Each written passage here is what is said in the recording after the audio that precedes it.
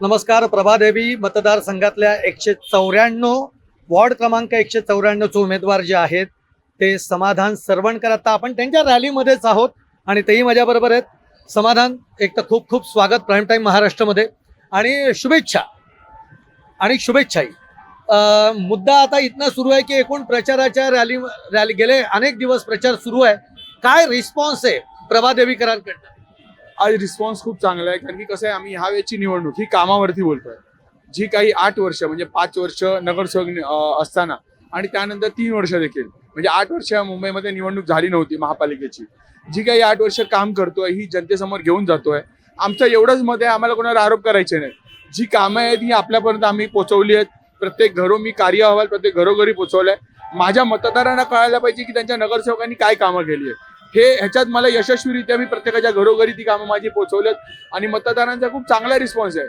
बाकी कुठल्याही आव्हानापेक्षा मी माझ्या मतदारांना सांगतो की जो काम करतो ह्याच्या पाठीशी आपण उभे राहा आणि घरोघरी लोक माझे एक चांगल्या प्रकारे स्वागत करतात. निश्चित आपण बघतोय अगदी समोर जरी नजर टाकली तरी काय पद्धतीचं भारत माता की जय भवानी जय शिवाजी या रॅलीमध्ये काय पद्धतीचा रिस्पॉन्स आहे आपण बघतो आहोत.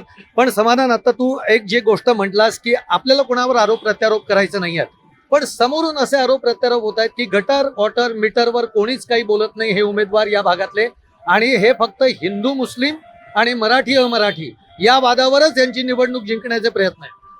मी माझ्या प्रभागाचं बोललो तर मी प्रभागात पहिल्यापासून सांगतोय की मी कामावरती बोलतोय. मी ज्या इमारतीला जलजोडणी दिलेली आहे, ड्रेनेजची कामं केलेली आहेत, लादीकरणाची कामं केली आहेत, ही प्रत्येक घरात मी पोहोचवलेली आहेत. प्रत्येक इमारतीत काही ना काही काम माझं आहे. त्याच्यामुळे मी फक्त कामावरती ही निवडणूक लढवतोय आणि घरोघरी माझं जे काम आहे हे पोहोचवतोय. त्याच्यामुळे माझ्या मतदारांना माहिती आहे की आमचा नगरसेवक हा आमचं काम करतो आणि कधीही उपलब्ध असणारा उमेदवार आहे. त्याला कुठे बाहेर जायची गरज नाही आणि स्थानिक उमेदवार आहे. आज समोरच्या पक्षाकडे आपण बघितलं तर स्थानिक उमेदवार सुद्धा नाहीये. त्याच्यामुळे ही स्थानिकांची लढाई आहे आणि स्थानिक माझ्यासोबत उभे राहणार. स्थानिक तुमच्या समोर उभे राहणार आहेत, तुमच्या सोबत उभे राहणार आहेत. एक आरोप अशा पद्धतीने होतो आहे की ज्याचं खूप मोठी चर्चा होतीये की माहीमला जे घडलं त्याचं शल्य आमच्या मनामध्ये आहे आणि त्याचा वचपा आम्ही समाधान सरवणकरांच्या निमित्ताने काढण्याचा प्रयत्न करणार आहोत. दोन्हीकडनं ती ताकद लावली जाते. मुद्दा कळला असेल मी माहीमचं काय बोलतोय. आज या ठिकाणी लोकांमध्ये माहीमच्या एका विशिष्ट समाजामुळे आज विधानसभेमध्ये आमचा पराजय झाला, परंतु त्या पराजयाचा वचपा हा मुंबई महानगरपालिकेमध्ये येणारे 5 शिवसेना भाजप महायुतीचे 5 उमेदवार ज्यावेळी विजय होईल त्यावेळेला आम्ही खरा जो उत्सव हा साजरा करणार आहोत. अमित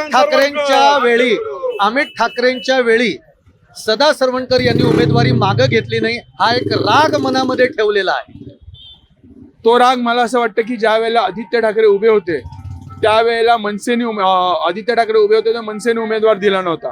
त्याचप्रमाणे ज्यावेळेला अमित ठाकरे उभे होते मला असं वाटत होतं की उभाटाने उमेदवार द्यायला नको होता, कारण की त्यांचं त्यावेळेला जर मनसेने मदत केली होती तर इकडे उभाटाने अमित ठाकरेंना मदत करायला पाहिजे होती. म्हणजे माझ्यापेक्षा किंवा सरवणकर साहेबांपेक्षा किंवा शिंदे साहेबांपेक्षा फडणवीस साहेबांपेक्षा तो राग हा उभाटावरती असायला पाहिजे होता, कारण की उभाटाने त्यावेळेला उमेदवार उभा करायला नको होता. कारण की तुम्ही त्यावेळेला वरळीमध्ये मनसेने उमेदवार ठेवलेला ना, कुटुंबासाठी मनसेने त्यावेळेला उमेदवार उभा नव्हता केलेला. ते कुटुंब प्रेम कुठेतरी या ठिकाणी उभाटाने दाखवलं नाही आणि तो राग करत उभाटावरती असायला पाहिजे होता. तेच कुटुंब प्रेम यावेळी विरोधक असं म्हणतात की तेच कुटुंब प्रेम जे आहे ते यावेळी तिकीट वाटपामध्ये बघायला मिळालेलं आहे. सरवणकरांच्या घरातनं 2-2 उमेदवाऱ्या दिल्या गेलेल्या आहेत. मी तर ऑलरेडी 2017ला निवडून गेलेलो होतो.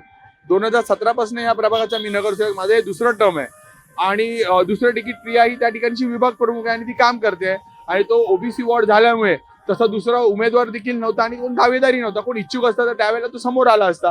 कोण इच्छुक नव्हता असल्या कारणाने पक्षाने ठरवलं की ती विभाग प्रमुख असल्याने ती तिकडे निवडणूक लढवते. आता जेव्हा या वॉर्डातली कामं आपण करतो आहोत असं जेव्हा तुमच्याकडनं दावा होतोय, आता जी इलेक्शन आहे त्याच्यामध्ये लोकांसमोर कोणते मुद्दे घेऊन जात आहे? सर्वात महत्वाचा मुद्दा असा आहे की माझ्याकडे साई सुंदर नगर हा परिसर आहे, तिथे 3000 कुटुंब राहतात. त्या ठिकाणी आज पार्किंगची व्यवस्था नाही आहे. माझं असं सर्वात महत्वाचं काम असेल की एक पब्लिक पार्किंग त्या परिसरामध्ये कुठेतरी उभारू. त्यासोबतच तिकडे एक मैदान आहे, 1 लाख स्क्वेअर फूटचं ते मैदान आहे, त्याचं सुशोभीकरण आहे.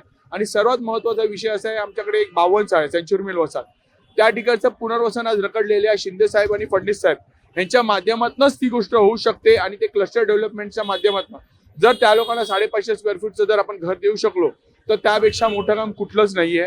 त्यासोबतच आमच्याकडे आज खेडगल्ली परिसर आहे, त्याबरोबर राजाभाऊ देसाई मार्ग इकडे क्लस्टर डेव्हलपमेंट चालू आहे. कामं खूप आहेत या परिसरात करण्यासाठी आणि ही सर्व कामं ही सरकारच्या वतीने किंवा शासन दरबारीच होऊ शकतात. मग मी माझ्या मतदारांना विनंती करतोय की आज केंद्रात आपलं सरकार आहे, महाराष्ट्रात आपलं सरकार आहे, त्याच्यामुळे स्थानिक आणि येणाऱ्या महानगरपालिकेमध्ये 100% शिवसेना भाजपचंच सरकार असणार आहे. त्यामुळे ही कामं शिवसेना भाजपच करू शकते. म्हणजे 16 तारखेनंतरचं चित्र काय बघतायत? 16 तारखेनंतरचं चित्र 15 तारखेला संध्याकाळी शिवसेना भाजपच्या पाठीशी इकडचे मतदार मुंबईचे हे 100% उभे राहतील आणि 16 तारखेला मुंबई महानगरपालिकेवरती बाळासाहेबांच्या स्वप्नातला बाळासाहेबांचा भगवा हा 100% फडकेल.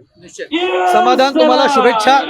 येस, आपण बघतोय समाधान सरवणकर, त्यांची रॅली निघालेली आहे आणि आपल्या सगळ्या प्रश्नांना उत्तरं देण्याचा समाधान सरवणकर यांनी प्रयत्न केलेला आहे. पाहत राहा प्राईम टाइम महाराष्ट्र.